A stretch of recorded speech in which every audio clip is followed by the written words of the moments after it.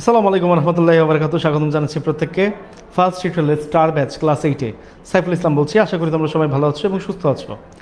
So আজকে দেখতে চাচ্ছিলাম যে তোমাদের তো আমি অলরেডি একটা পোস্ট দিয়েছি তোমাদের উদ্দেশ্য করে, সেটা হচ্ছে স্টার ব্যাচের গ্রুপে। তো তোমরা জানিয়েছিলে তোমাদের পোয়েমটা সবার আগে খুব বেশি দরকার। এই হচ্ছে অবস্থা। সাউন্ড কোয়ালিটিও ঠিক আছে। সাউন্ড কোয়ালিটির জন্য এতক্ষণ ওয়েট করছিলাম। তো চলো আমরা পোয়েমের ক্লাসটা শুরু করে দিই।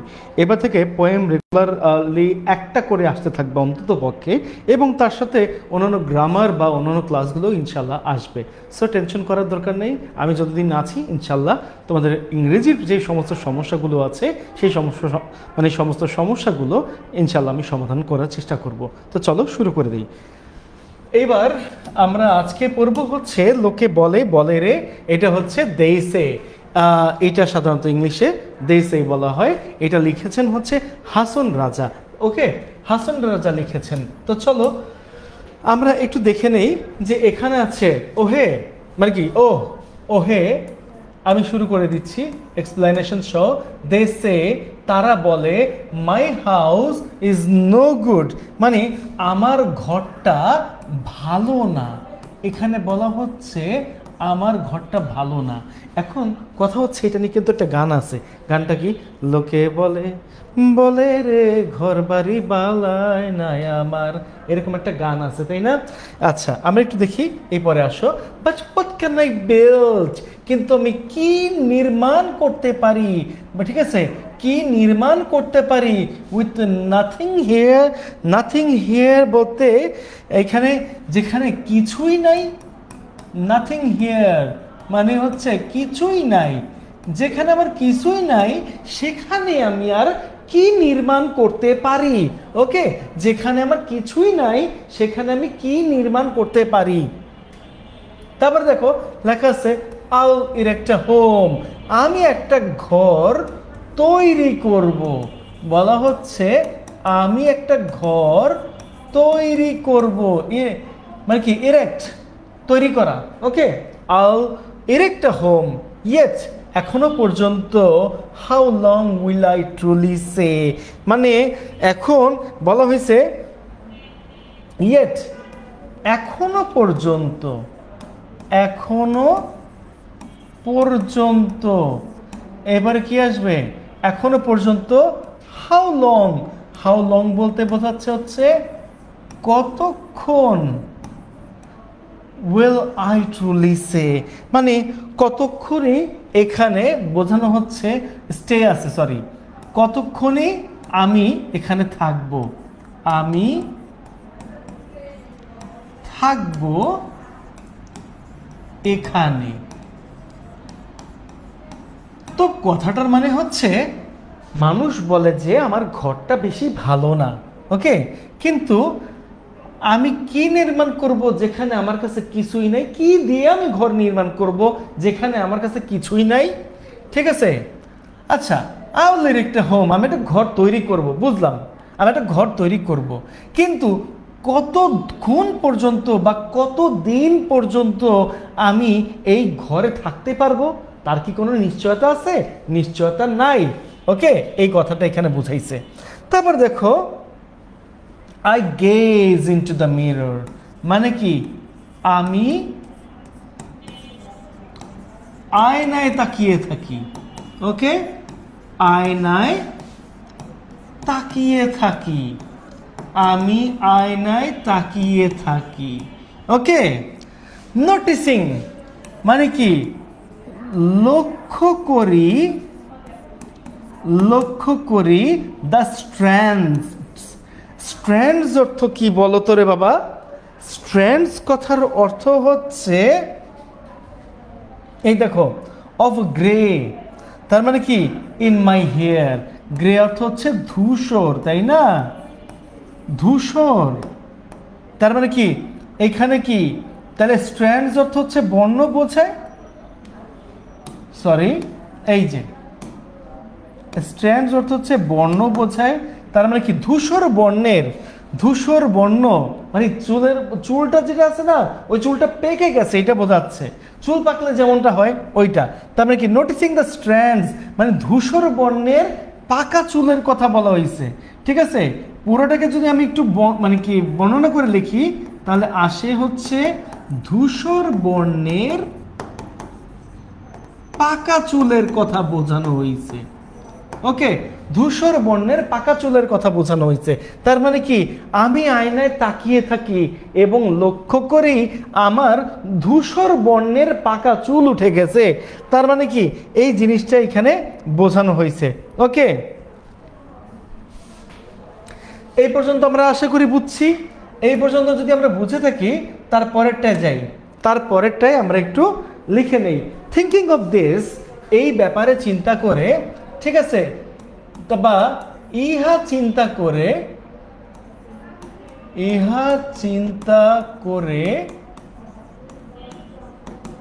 হাসন রাজা নেভার বিল্ট আ ডেওলিং, মানে হাসন রাজা কখনো ঘর বানায়নি। হাসন রাজা কখনোই, আচ্ছা একটুখানি মিস্টেক হইছে, খটা কেমন জানি লাগতেছে। ওকে, কখনোই ঘর বানায়নি। ওকে, হাসন রাজা কখনোই ঘর বানায়নি। Where will Allah take him? আল্লাহ তাকে কোথায় নিয়ে যাবেন, লিখে দিলাম এখানে। হ্যাঁ, আল্লাহ তাকে কোথায় কোথায় নিয়ে যাবেন, যেহেতু উইল আছে তার মানে ফিউচার টেন্স বোঝাচ্ছে। ওকে, তারপর where will he find rest, এই কথাটার মানে কি, এই কথাটার মানে হচ্ছে কোথায় সে শান্তি পাবে। কে শান্তি পাবে? হাসন রাজা, তাই না? কোথায় সে শান্তি পাবে, কোথায় এই হাসন রাজা শান্তি পাবে, এটাই বোঝানো হয়েছে। ঠিক আছে, এখন দেখো লাস্টে মানে এটা আছে দিস আনসার্টেনিটি। এই যে আনসার্টেনিটি, আনসার্টেনিটি কথার মানে কি বলো তো? অনিশ্চয়তা। ওকে, আনসার্টেনিটি কথার অর্থ হচ্ছে অনিশ্চয়তা। এই অনিশ্চয়তা ব্রিংস হিম টু টিয়ার্স, মানে কি এই অনিশ্চয়তা তাকে কি করে, তাকে কাঁদিয়ে তোলে। পুরো কথাটার মানে হচ্ছে ব্রিংস হিম টু টিয়ার্স, তাকে কাঁদিয়ে তোলে। এই যে অনিশ্চয়তাটা আছে তাকে কাঁদিয়ে তোলে, যে আসলে আল্লাহ তাকে যে কোনো সময় নিয়ে যেতে পারেন এবং আল্লাহ তাকে নিয়ে কোথায়, মানে কোথায় যাবেন, আল্লাহ তাকে কোথায় নিয়ে যাবেন, দোজকে নাকি বেহেশতে, আবার কোথায় গেলে সে শান্তি পাবে সে সেটাও জানেন না। আর যখন সে এগুলো ভাবে তখন কিন্তু মানে এই জিনিসগুলো বা এই অনিশ্চয়তাটাই বারবার তাকে কাঁদিয়ে তোলে, সে এটা চিন্তা করেই কাঁদে। ওকে, এই হচ্ছে ব্যাপার। তারপরে আসো এইখানে আমি লিখি if only Hason Raja had known this his days, যদি হাসন রাজা জানতেন। ওকে, if only Hason Raja had known his days, যদি হাসন রাজা জানতেন যে হিজ ডেইজ, হিজ ডেইজ মানে কি তার দিন, কয়দিন সে বাঁচবে এরকম বোঝাইছে। তার মানে কি এখানে কি হবে তাহলে, যদি হাসন রাজা জানতেন যে সে আর কতদিন বাঁচবেন, সে আর কতদিন বাঁচবেন। ওকে, যদি সেইটা জানতেন তাহলে কি করতেন, he would have painted his rooms, সে তার রুমটাকে বা তার কক্ষটাকে বা তার এই ঘরটাকে কি করতেন, রং করতেন, তাই না? মানে কি রঙে রঙে কি করতেন, রঙে রঙে মানে তোমার রাঙিয়ে দিতেন, বোঝা যায়। ওকে, তার মানে কি he would have painted his rooms, সে তার ঘরটি কি করতেন, মানে কি রং করতেন ইন এ ভাইব্রেন্ট হিউজ, মানে কি এটা বলছে রঙে রঙে রাঙানো। ওকে, তাহলে সে তার ঘরটা কি করতেন, রঙে রঙে রাঙিয়ে দিতেন, রাঙিয়ে দিতেন। কথা কি বোঝা গেছে? আশা করি তোমরা বুঝতে পারছো। এই পরের লাইনটা কিরকম? ও হে দেশে, তারা বলে, মানে কি my house is no good. এই কথাটা কিন্তু প্রথম দুইটা লাইনের সাথে মিলে যায়। তার মানে কি, লোকে বলে, বলে রে ঘর বাড়ি ভালা নাই আমার। Okay, but what can I build with nothing here? কিন্তু আমি আসলে কি নির্মাণ করব যেখানে আমার কাছে কিছুই নাই, যেখানে আমার কিছুই নাই। মানে কিছু নাই বলতে বইটাই বুঝাইছে সে জানে না সে কতদিন বাঁচবে। ঠিক আছে, আবার সে আয়নার দিকে তাকিয়ে দেখে তার চুল দাড়ি সব পাইকে গেছে। এখন চুল দাড়ি যদি পাইকেই যায়, তারপর তাহলে কি সে ভাবতে পারে তার তো মৃত্যু ঘনায় আসছে। এখন সে একটা ঘর বানাবে, এই ঘর বানায় সে থাকবে, থাকতে গিয়ে এখন যদি সে ওই মানে যেদিন ঘর বানালো সেদিনই চলে যায়, নিশ্চয়তা আছে? নিশ্চয়তা নাই। সে যদি জানতো যে সেই কয়দিন বাঁচবে, তাহলে কি হইতো? সে তার ঘরটাকে রঙে রঙে রাঙাই দিত। এই হচ্ছে ব্যাপার। তাহলে এই কারণেই সে আর ঘর বানায় না। ওকে, বোঝা গেছে? আশা করি তোমরা বুঝছো। এইবার আমরা কি করব? আমরা এইবার একটু এই পোয়েমের আমরা থিমটা নিয়ে একটু আলোচনা করতে চাই। এই থিমটা আসলে কি আছে? ওকে, এক্সপ্লোরস। এক্সপ্লোরস মানে বোঝানো বা ব্যাখ্যা দেয়। ওকে, আমরা ব্যাখ্যা দেয় বলতে পারি। এক্সপ্লোর তো কিন্তু আবিষ্কারও করা। ওকে, ব্যাখ্যা দেয়। কি ব্যাখ্যা দেয়? দ্য ট্রান্সেন্স অফ লাইফ, জীবনের কি বলতো এখন, অস্থায়িত্ব। অস্থায়িত্বকে আমরা বুঝাইতে পারি অস্থায়িত্ব, অথবা কি, অথবা আমরা বলতে পারি কি, অনিশ্চয়তা। অনিশ্চয়তা অফ লাইফ, জীবনের, and futility of a material pursuits. এবং কি হইতে পারে? এবং এই যে ম্যাটেরিয়াল পারসুইটস যেটা বলতেছে, মানব মানে কি মানব জীবনের যে সমস্ত হচ্ছে কি অনিশ্চয়তা রয়েছে বা অস্থায়িত্ব রয়েছে, এইটা নিয়ে এখানে আলোচনা করা হয়েছে। আলোচনাটা করা হয়েছে, ঠিক আছে। হাসান রাজা রিফ্লেক্টস অন হিজ এইজিং। তার মানে কি, হাসান রাজা কি হয়েছে? হাসান রাজা প্রতিচ্ছবি মানে কি ফুটে উঠেছে, প্রতিচ্ছবি ফুটে উঠেছে অন হিজ এইজিং, বয়সের ভারে। বয়সের ভারে, বয়সের ভারে সে কেমন দেখতে, তার একটা প্রতিচ্ছবি ফুটে উঠেছে। His lack of possessions. এখন এই যে হিজ ল্যাক মানে কি, ল্যাক অফ পজেশনস কি হইতে পারে এখানে? এইখানে এমন হইতে পারে তার পজিশনের অভাব, uncertainty. And the uncertainty, uncertainty কি, অনিশ্চয়তা। অনিশ্চয়তা অফ হিজ ডেস্টিনি, তার গন্তব্যের, সে কোথায় যাবে তার সেই গন্তব্যের অনিশ্চয়তা রয়েছে। মানে কি, আলটিমেটলি রিয়েলাইজিং, অবশেষে সে বুঝতে পারে, অবশেষে বুঝতে পারে দ্যাট স্পিরিচুয়াল অ্যাওয়ারনেস। স্পিরিচুয়াল কথার মানে কি, আত্মিক। এই আত্মিক সচেতনতা and preparation for the after life, এবং পরবর্তী জীবনের প্রস্তুতি। পরবর্তী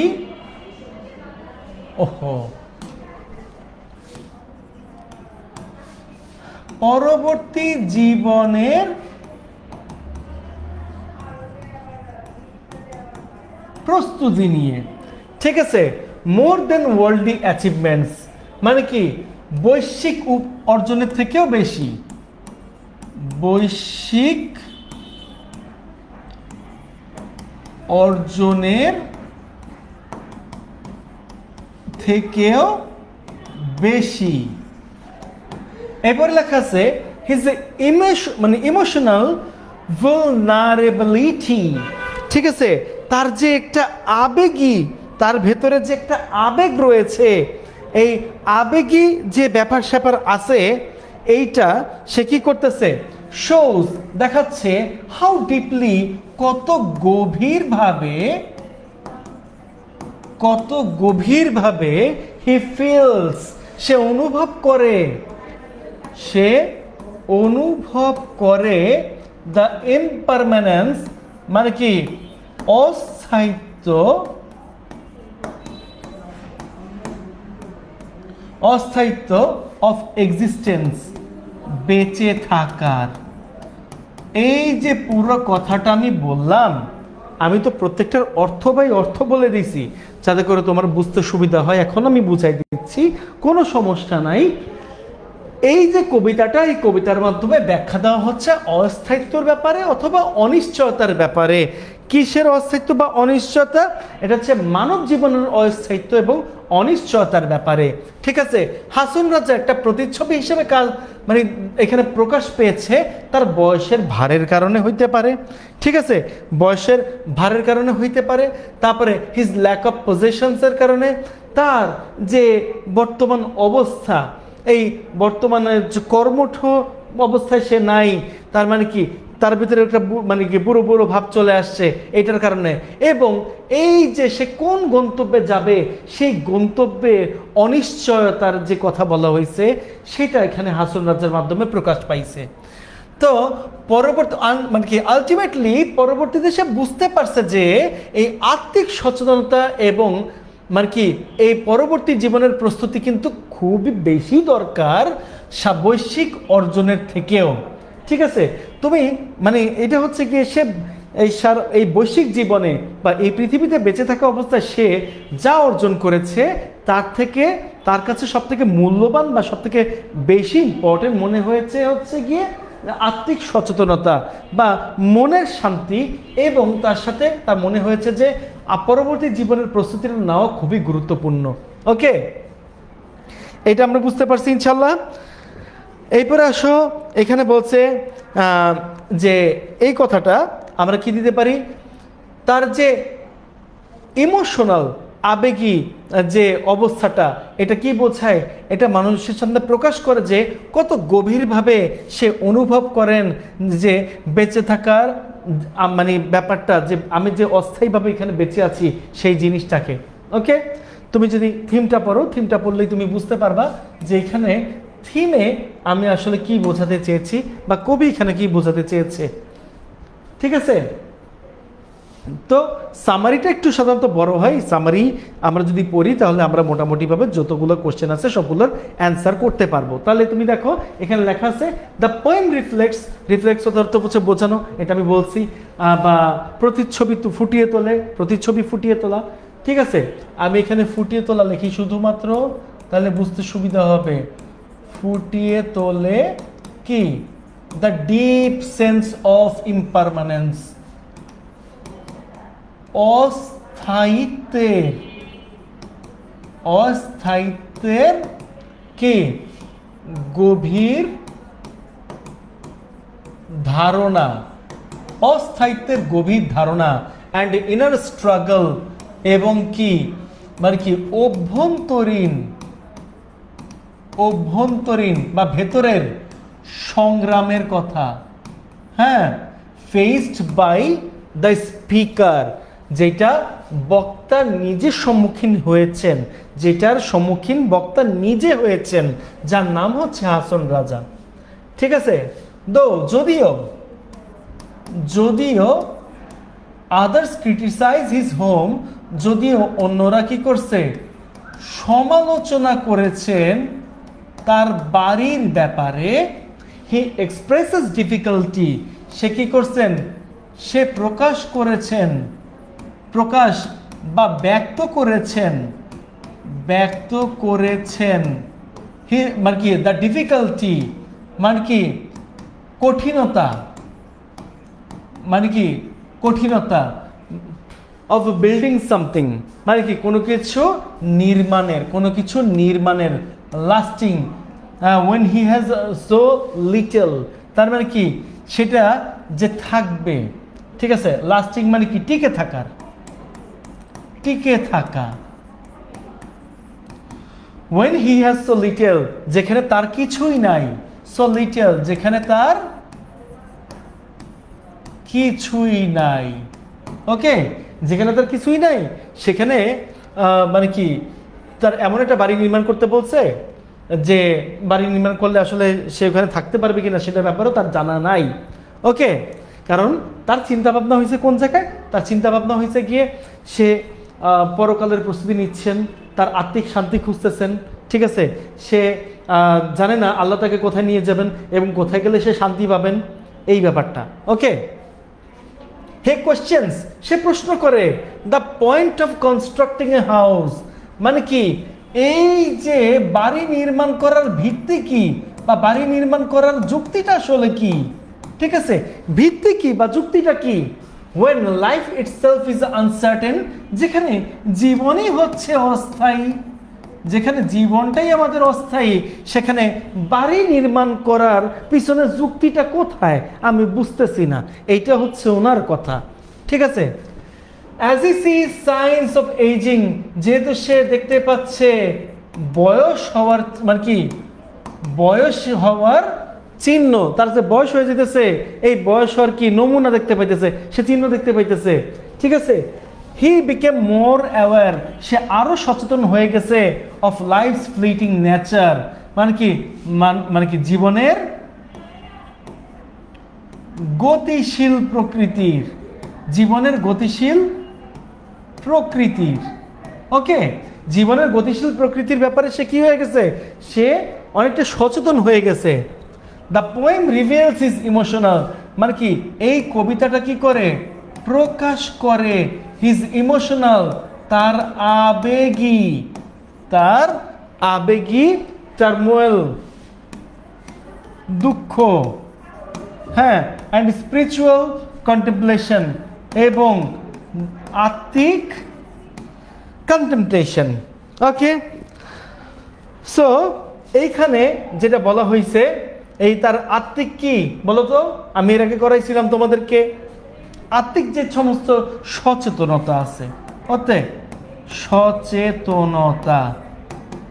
wandering where God will take him, মানে কি ওয়ান্ডারিং, সে কি করতেছে, সে উদ্বিগ্ন হইতেছে বা সে মানে টেনশনে পড়ে গেছে।